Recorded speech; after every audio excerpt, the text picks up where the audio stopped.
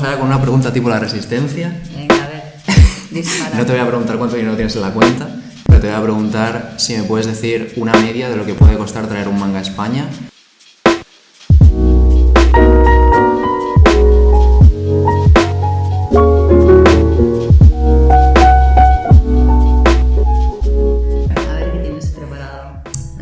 Normalmente soy un poquito picarón, pero la verdad es que con vosotros me ha costado. Lo primero de todo, muchas gracias de verdad por concederme esta entrevista y muchas gracias por dar la cara delante de los medios, iba a decir, no, delante de mi canal de YouTube, delante de los fans realmente. Y como siempre, la primera pregunta me gustaría que fuera un poquito más de introducción, un poquito más de conocer cómo llegaste tú a este trabajo, no sé, tu pasión por el manga, de dónde nace y cómo acabas. Pues eso, rebotando de un sitio a otro hasta Norma Editorial, hasta trabajar en una de las editoriales más grandes de nuestro país. Vale, bueno, pues primero, hola, soy Ana Bes, la editora de la línea manga de Norma Editorial. ¿Y cómo llegué aquí? Pues, como has dicho tú, rebotando. Pero el caso es eso, siempre me ha gustado leer, los cómics también me gustaban, dentro de también los libros y demás. Cuando era joven veía todo el anime que había en la tele, que ahora parece como muy guay, pero cuando tienes dos canales pues es bastante más fácil conseguirlo. Bueno, tuve la misma evolución que todos. Cuando llegó pues Dragon Ball a Cataluña, sobre todo, pues en casa era conocido como la nueva obra del señor de Doctor Slump, porque nosotros veíamos Arare y decíamos, este es el mismo tío. Y fue una explosión, sobre todo ya no solo por lo que significó, sino porque te dabas cuenta de que había mucha gente a la que le gustaba lo mismo que a ti. Y el caso es que, como digo, yo soy de ciencias y estaba trabajando en un servidor de internet y se ofrecía un servicio de 24 horas, entonces pues creo que una vez cada mes y medio, una cosa así, pues me tocaba turno de noche, que era muy aburrido, porque me parece que en el tiempo que estuve ahí me llamaron 2 veces, algo tenía que hacer. Entonces descubrí la MLM, la Mailing List de Manga, que en aquellas épocas primigenias de las redes sociales era lo que había. Y la Mailing List pues era eso, gente de toda España a las que nos gustaba el manga, que enviabas tus correos a una persona que los aglutinaba y luego te lo enviaba, ibas teniendo conversaciones con el lag. Vale, entiendo. Sí, es como cadenas de correos. Es que era lo que había. Vale, entiendo. No había nada más. Entonces, Sí, viví esa época de cadena de correos. Para nosotros era súper interesante, ya no solo porque tratabas con otros fans, sino que eran fans de otras partes de España. Y te podían decir, no, aquí están emitiendo no sé qué serie, qué fuerte. Sí. Y te pasabas. Claro, porque las televisiones locales emitían cada uno sus propias series. Total, el caso es que una vez se decidió hacer una quedada en Barcelona con los suscriptores, digamos, de la Mailing List de Manga de Barcelona y alrededores, ¿no? Barcelona, Girona, Zaragoza, los que estaban cerca, digamos. Y a esta reunión asistió Alex Samaranch, que es uno de los fundadores del estudio Fénix de Camaleón y que llevaba la revista Neko, y se trajo a una amiga, que era Ana María Meca, que en aquella época era la editora de la línea manga de Planeta de Agostini. Ah, hostia. Entonces, bueno, era allí toda la gente que estábamos en Barcelona. Curioso porque os conocéis todos por el fanatismo, ¿sabes? Sí. Por todos en plan super frikis, comentando todo lo que había. En este mundillo somos 4 y nos conocemos todos. Los conocéis todos, sí, yo me estoy dando cuenta. Sí. Pues bueno, en esta quedada estuvimos hablando de muchos temas, sobre todo porque fuimos a hacer el friki, tampoco para hablar de estos. Y entonces yo en aquella época llevaba un par de años estudiando japonés porque me apetecía estudiar algo más y pensé, pues, ¿por qué no estudiar japonés? Sin ningún tipo de motivo anterior, por estudiar algo como el inglés más o menos ya tal, digo, pues ¿qué estudio? Pues japonés. El caso es que habían estado comentando de que bueno, de que en Neko, pues a veces que necesitaban gente que escribiera, y a la semana yo les envié un correo y les dije, oye, mira, si queréis hacerme una prueba, me gusta escribir, no tengo problema, si queréis que de vez en cuando me des un tomo, me lo lea, que tengo un nivel ya medio de comprensión y os escribo algo, no hay problema. Entonces Alex me llamó, me dejó allí, me hicieron la prueba y al mes me dieron la revista. ¿Sí? Y me dijeron, ten, para ti toda. Me ofrecieron lo de la revista y dije, bueno, vamos a probar, a ver, porque yo nunca había hecho nada de eso, o sea, no. Y bueno, pues empecé con Neko, como también tenía el contacto de Ana María cuando en aquella época, cuando las traducciones de manga se hacían del inglés, pues que se compraban de Bit, a veces había diferencias de traducción porque era la traducción de una traducción. Claro. Entonces, al principio pues yo me encargaba, me daban algunas series y yo comparaba con el japonés y la traducción española si se había perdido algo por el camino. Pues bueno, básicamente iba colaborando con diversas partes, con diversas empresas del mundillo. Pues por un lado hacía Neko, luego también pasé a ocuparme de Hono, que era la revista, digamos, oficial de Hono Media, cuando editaban animes. Con José Luis entonces. Con José Luis Puertas, exactamente. Pues colaboraba con Norma haciendo traducciones, con Planeta, con 3xala.net. ¿Trabajabas de eso ya? Sí, en plan, entre una y otra. Sí. Era en plan tu forma de vida, quiero decir. Sí. Y luego llegó un día que Jaime Rodríguez, que era en aquel momento el editor de la línea manga de Planeta de Agostini, que luego pasó a director editorial, y con quien había coincidido haciendo la revista Neko, porque él también estaba en el estudio Fénix, y como te digo, esto es todo endogámico. Pues me llamó un día y yo pensé, bueno, pues me querrá encargar algún trabajo, algún estudio o algo así, como había hecho otras veces. Y entonces me ofreció el puesto de editora manga, porque él, al ascender a director editorial, pues bueno, necesitaba alguien para la línea manga y pensó en mí. Y yo dije, bueno, vamos a probar. Adelante. A ver qué tal. Ya te digo, tampoco lo había hecho nunca, pero tampoco había llevado nunca una revista y más o menos pude ir trampeando. O sea, que pensé, vamos a ver, ¿quién no se arriesga? Vaya tela, qué interesante. Sí. Todo de una cadena de emails, básicamente. De unas noches muy aburridas. Fans, de que os aburrís muchísimo. De unas noches muy aburridas allí de hecho, aquí cerca, estaba en Urquinaona. Esto es lo de siempre. Una cosa es que te den la oportunidad, luego tienes que demostrar hacerlo. Sí, poder hacerlo, claro. Exacto. Bueno, saltamos a la siguiente pregunta. Es principalmente que lo que opinas o lo que opináis acerca de la aplicación que está saliendo ahora de Manga Plus de Shueisha, que si pensáis que es algo que os pueda beneficiar para la gente que pues eso, no esté tan dentro del mundillo del manga y que pueda leer obras de forma completamente gratuita y legal y que luego dé el paso a comprar vuestras ediciones en física,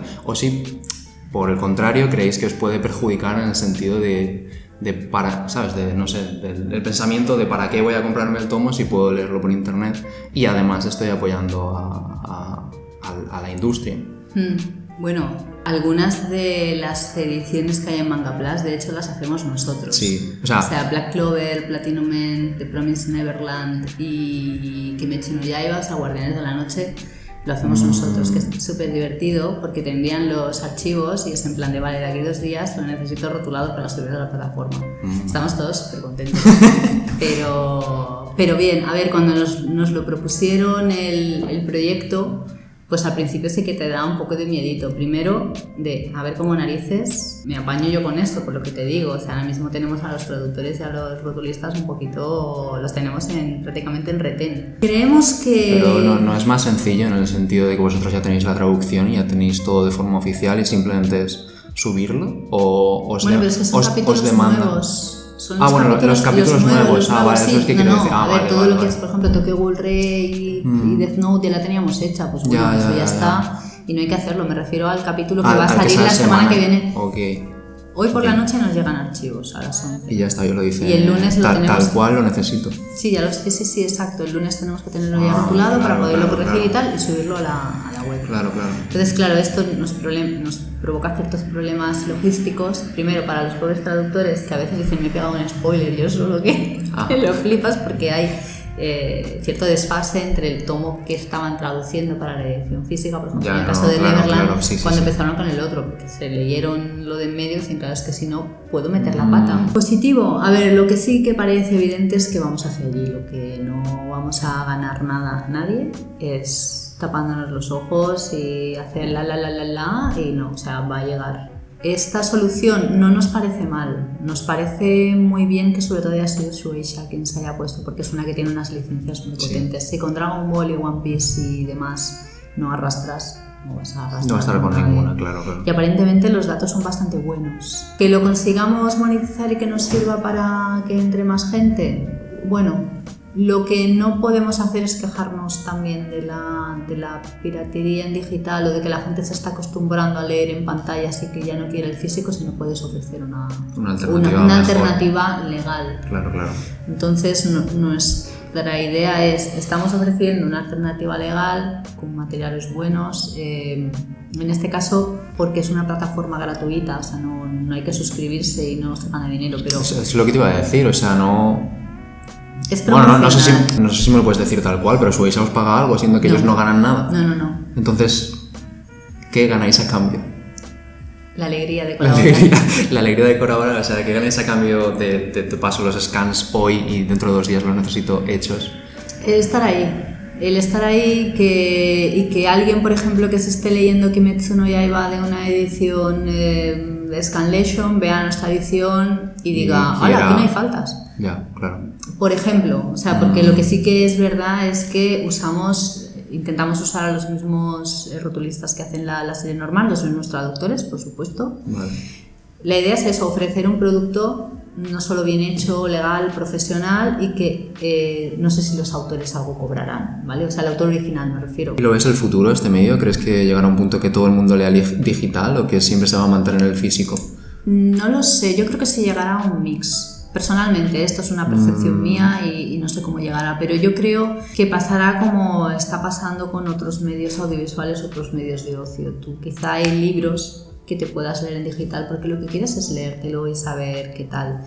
Y otros los quieres tener quieres la físico. colección. Quieres sí. la colección porque para ti significa algo, te gusta mucho ese autor, Sí, te exacto. gusta mucho esa historia. Es una edición especial súper molona que te viene con fotos Exacto, y con no sé qué.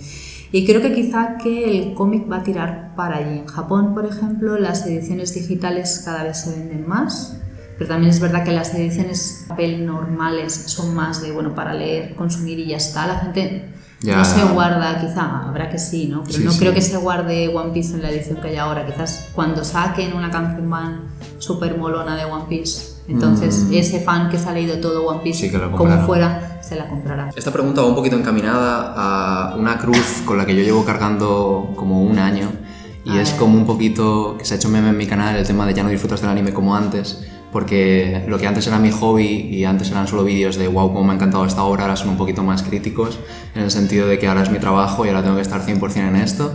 Entonces mi pregunta es, ¿disfrutas del manga como antes, siendo que es tu trabajo? Llegas a casa y dices, ¡buah! ¡Qué ganas de leer este manga que tengo pendiente cuando te has tirado todo el día revisando mangas o estando en este mundillo? A ver, yo si tengo que leer algo por afición, leo novela y en inglés. Porque si la leo en castellano empiezo a ver erratas y me pongo muy nerviosa. Vale, pues eso te decía, que es que todos tenemos una vez trabajas de esto, como que no desconectas, siempre estás como el que critica cine, ¿sabes? Ve una peli y no puede estar 100% solo diciendo wow, qué guay, sino que está pensando, pues esto lo habrán hecho por esto, esto. Me pasa con algunas series.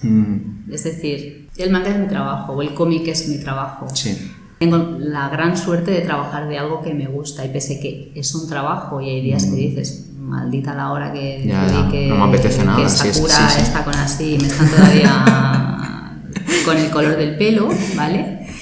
Pero me gusta mucho mi trabajo y sé la suerte que tengo de trabajar de esto. Sí que hay veces que me tengo que llevar una pila de cómics a casa para leer y bueno, pero reconozco que tengo la suerte de que todavía de vez en cuando hay veces que leo cosas y me gusta apasionan mucho de como maneras. fans. Sí, realmente sí. No me pasa tanto como antes.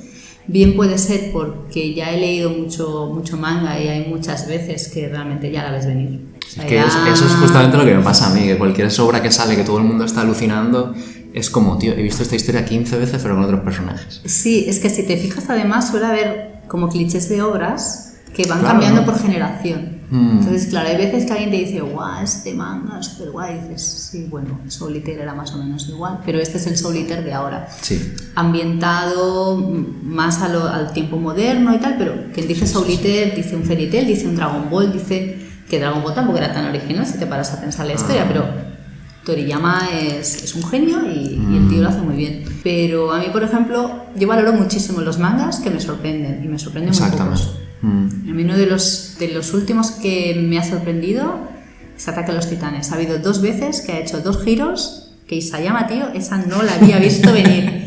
Que me quedé y dije, ¡hola! Esta no la había visto. A mí me pasa lo mismo. Después del arco que se está metiendo ahora en el anime, después de lo del sótano, el giro que mete el manga, siendo un manga completamente distinto, a mí me alucina. Sí. A mí la valentía que tiene para eso, para tirar hacia adelante con algo completamente distinto a lo que estaba haciendo en su obra hasta ahora, me flipa. Yo creo que se nota mucho que no es un autor que haya crecido leyendo única y exclusivamente manga. Sí. Porque si lo has hecho, es lo que nos pasa a nosotros. Llega un momento que ya la ves venir. Pero él no. Aparentemente él le iban más las películas gore, por lo que me habían contado. No sé si lo vieron en la entrevista, me lo explicaron. Que por lo visto había estado era más o menos enfermizo de pequeño y muchas veces no iba al cole, se quedaba en casa y se ponía pues, bueno, a ver la tele, a entretenerse, a leer, y digamos que parece que su bagaje cultural o bagaje friki viene por otros lados y por eso no sigue las pautas más rígidas del manga, y creo que por eso también te nos gusta tanto. Es algo distinto. Sí. Vamos allá con una pregunta tipo la Resistencia. Venga, a ver, dispara. No te voy a preguntar cuánto dinero tienes en la cuenta, pero te voy a preguntar si me puedes decir una media de lo que puede costar traer un manga a España, desde comprar los derechos hasta la impresión aquí, hasta la distribución. Y te estoy diciendo una media, sé que obviamente depende muchísimo de la obra y que algunas será más el tema de comprar los derechos, otras será más en cuestión de distribución por la largaria de la obra, pero una media, para que la gente se haga una idea de realmente lo que cuesta traer un manga aquí a España, porque es muy fácil decir, traed este manga, ¿por qué no traéis este manga cuando es mi favorito? ¿Qué hacéis que no lo traéis? Como dices, hay muchas consideraciones a tener en cuenta. Una de ellas, por ejemplo, son los derechos que le tienes que pagar a la editorial japonesa. Si es un manga que, por ejemplo, no tiene demasiada competencia, pues puedes hacer una oferta tipo. Nosotros normalmente cuando contratas una serie tienes que pagar un mínimo garantizado. Es un avance a cuenta de los royalties que ha de percibir el autor. Entonces, si tú, por ejemplo, planteas, por decirte algo, yo planteo que la primera edición va a ser de 10.000 ejemplares, por decirte algo, y te aseguro que mi mínimo garantizado va a ser la mitad de la tirada. O sea, te voy a pagar como si esa serie vendiera 5.000. Hubiera vendido la mitad. Y eso te lo doy, es para ti, para siempre. Esa seguridad la tiene que tener. Exacto. Si la serie acaba siendo un éxito y acabo vendiendo los 10.000, pues no hay problema. En cuanto pasemos de los ejemplares 5.001, pues recibirás otro pago en función de eso. Vale. Que la serie es un fracaso y vendo 600, tú el mínimo garantizado de esos 5.000. Exactamente. Entonces, bueno, eso te puede hacer también que los números te sean más o menos caros, porque si es una serie en competencia, pues ¿qué hacemos los editores? Ofrecemos más dinero. No lo ofreces por ofrecer, dices otro cero, sino que es en función del mínimo. Entonces, claro, eso puede hacer que los números te valien más o menos, porque si tu corazonada no resulta, pues resulta que estás pagando por cada nuevo tomo una cantidad que sabes que no vas a recuperar nunca. En el tema de la impresión, que es el otro gran gasto que puede tener una serie, depende de la tirada que hagas, volvemos a lo mismo. Y luego ya si le quieres poner pijaditas. Ya, que es, depende de la edición. Sí, por ejemplo, la camisa de Platinum Men es carísima. Porque el efecto ese holográfico que tiene, sí es algo especial, que nos tienen que fabricar, se tiene que aplicar en unas condiciones. Claro. Exactamente. Entonces, bueno, yo un manga más normal, por ejemplo, Yona, pues es un manga estándar, película de brillo y demás. Y luego en traducción, rotulación y corrección, eso sí que lo tenemos bastante más. Hay más estándar, un manga normal es lo que vale. No sé si decirte. Pues quizá entre unos 6.000 y 8.000 euros, así hablando de un manga normal, ¿eh? Luego, claro, si tienes un manga en el que haces una tirada más grande o lo que te comento, has tenido que pagar más porque es una apuesta más importante o porque te han dicho que tienes que pagar más si lo quieres, que es que a veces te dicen, no, nuestra oferta es muy bajita, tenemos que subirla más, pues acabas pringando. Pero ya te digo, eso puede fluctuar mucho. Y en mangas, por ejemplo, que van a tener un éxito asegurado porque están siendo un cohete en Japón, que no significa que vaya a ser un cohete aquí en España. Eso te iba a tengo decir que decir, pero obras que despuntan, que sabes que vas a vender, como Shingeki no Kyojin, por ejemplo, cuando salió aquí el anime, estaba claro que el manga iba... Es que nosotros sacamos el manga antes. Vale, bueno, pero quiero decir que sabes que es una obra que va a funcionar sí o sí. ¿Cómo es? Porque supongo que habrán un montón de editoriales interesadas en España en traerlo bajo su marca. ¿Cómo es la negociación? ¿Tú hablas solo con Japón y te enteras por ellos de la oferta que han hecho ellos y de la que tienes que igualar o mejorar? Nosotros no sabemos nunca quién empuja, ¿no? No lo sabemos. ¿No lo puedes hacer cábalas, ¿vale? Es decir, puedes imaginarte. Y a veces sí que te dicen que tienen otra oferta o te piden que por favor la mejores un poco. Luego está que te lo creas o no. Ah, ojo. Claro, o sea, nosotros ha habido Los japoneses juegan la picaresa de igual me están ofreciendo algo por otro lado. Sí, a ver, nosotros creemos que cuando dicen que tienen otra oferta es verdad que tienen otra oferta. Entonces a veces nos dicen, pues tienes que mejorarla o tienes que ofrecerme acciones promocionales más chulas para llevarte el gato al agua, pero ahí volvemos al tema de que nosotros nos lo tenemos que creer. Es decir, con Akame, por ejemplo, nos dijeron que había otro competidor que si mejorábamos el mínimo garantizado, aumentando, es eso, digamos, el número mínimo de ejemplares. Sí. Oscar y lo estudiamos, digamos que nos lo creemos que vamos a vender como mínimo X para poder, para que esto nos haga cuenta. Sí, para que sea rentable. Exacto, para que sea rentable, para que no perdamos dinero. Sí, no, vale, pues la mejoramos un poco más. O no, algunas veces nos hemos descolgado. Ha habido series, porque incluso habíamos enviado el plan de marketing, oferta y tal, nos pedían más dinero y decíamos, es que yo no veo que vayamos a vender más de esto. Entonces, bueno, también es verdad que también tienes que saber un poquito cuándo abandonar. ¿Puedes decirme como una obra o la obra que más rabia os ha dado perder? Sí, One Punch Man. One Punch Man. Porque si no la acabábamos de ver clara, por el tema del humor y tal, y teníamos otras propuestas en ese mismo momento, que esa es otra también, es que hay veces que tienes 4 o 5 propuestas y ves a otra y dices, es que si no me la dan, malo, pues como las den todas, tengo que editarlas todas. Ya.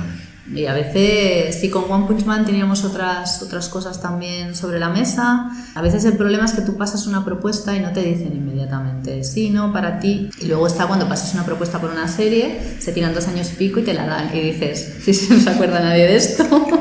Ya no me acordaba, ¿no? Es como... No tanto que te acuerdes, sino que se ha pasado un poco el arroz. O sea, alguna vez también nos ha pasado, no solo a nosotros. Hay veces que la gente dice, es que esto tenías que haberlo sacado antes. Y dice, no, sí, yo hubiera querido, pero... sin contrato es feo. Y por curiosidad, ya que me has dicho One Punch Man, ¿me dirías también una obra que pensabais que iba a funcionar muchísimo, apostasteis por ella y al final se ha dado un batacazo espectacular? Bright Stories. ¿Cuál? Bright Stories. No sé ni cuál es. Otoyo Megatari es un seinen dibujado por la autora de Emma. Compradlo, que es muy chulo. De verdad que esta señora dibuja muy bien y la historia está muy bien. Es una historia ambientada en el siglo XIX en las estepas asiáticas, en las tribus. Y bueno, como dice un amigo mío dibujante, esta señora es una abusona, porque le dibuja los pelos a los zorritos y tal. Dibuja súper bien. Este es un manga que es muy popular en Japón, en Francia también ganó varios premios. Yo ya conocía a la autora porque la edité en Planeta con Emma. Y pensamos, bueno, pues sí, o sea, un seinen para público más adulto y tal. Y pues no. Mira, lo veíamos más claro, te digo, todos los signos estaban allí, además, como te comento, en Francia funciona muy bien, en Japón además es una serie está muy bien situada, la historia está muy bien, el dibujo es espectacular, ¿no? Lo siguiente... Es que con los mangas siempre es una apuesta, sobre todo, no sé, porque hay mangas incluso que no funcionan en Japón todo lo bien que pensarías y aquí son un éxito completo, y al contrario, mangas que están... pues en la cima en Japón, aquí en España no tienen tanto cariño. Entonces, pues eso, lo que tú dices, puedes basarte en un montón de cosas, pero siempre editar un manga es una apuesta, ¿eh? Sí, hay veces que lo tienes bastante más claro. Sí. Es que lees algo y dices, esto va a funcionar, sí o sí, claro. Sí. Al menos es bonito. Entonces, no quiere decir Bright que... Stories, amigo. Por favor. Una oportunidad. Es que es muy complicado. En Japón, por ejemplo, Haikyuu está siempre como en el top de la shonen y aquí ninguna editorial se anima a tirarlo para adelante porque los mangas de deportes como que no están funcionando muy bien. Solo ha funcionado uno.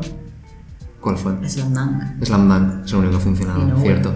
Pero Slam Dunk es... Sí, pero curiosamente Captain Tsubasa, y que somos el país del fútbol, y que acabaron jugando en el Barça de Madrid, y Captain Tsubasa siempre se ha dicho que tuvo... Pero más crecimos con el anime, más que nada, porque yo también soy muy fan, pero en ningún momento se me ocurre por la cabeza. O sea, se me pasa por la cabeza comprar el manga.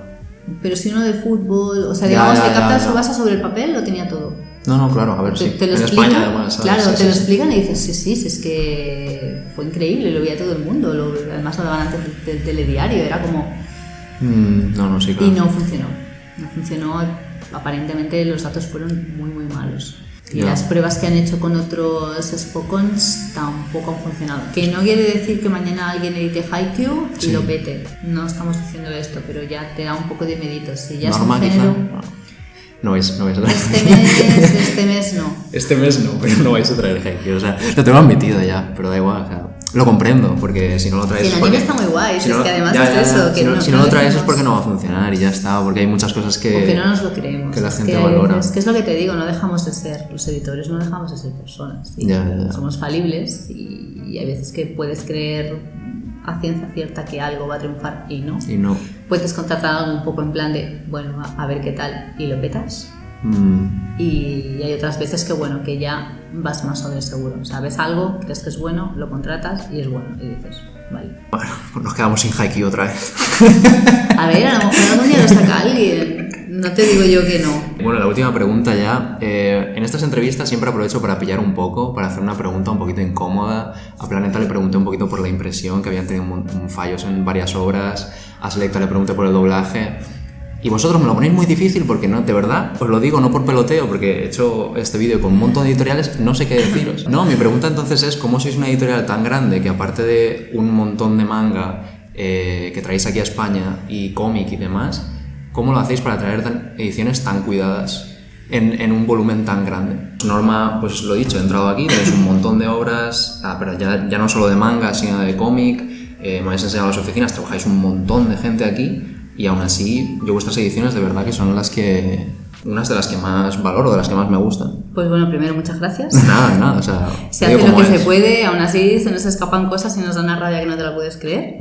Pero creo que parte de la razón de esto es que le echamos muchas horas. Es decir, es cuestión de revisar las cosas todas las veces que podemos, por todos los ojos que podemos, que eso también es importante. O sea, no es solo que una persona se revise 4 veces un cómic. Si lo haces tú todo el rato, puedes estar viciado.